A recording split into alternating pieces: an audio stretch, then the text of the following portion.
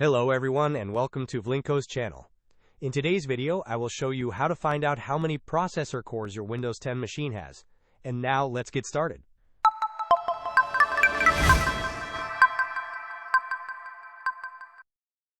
To find out the number of processor cores on your Windows 10 machine, you can follow a quick step-by-step procedure. The first method involves opening the Task Manager. You can do this by pressing Ctrl-Alt-Delete simultaneously or by right-clicking on the taskbar and selecting Task Manager. Once Task Manager is open, navigate to the Performance section. Here, you will see the number of cores. If hyper-threading is enabled on your computer, it will display the logical processors. For example, you might see a certain number of cores and a higher number of logical processors. Another method, which is useful for older versions of Windows as well, is to press the Windows key and the R key together on your keyboard. This will open the Run window. In the Run window, type MS-Info32 and press Enter. This will open the System Information window.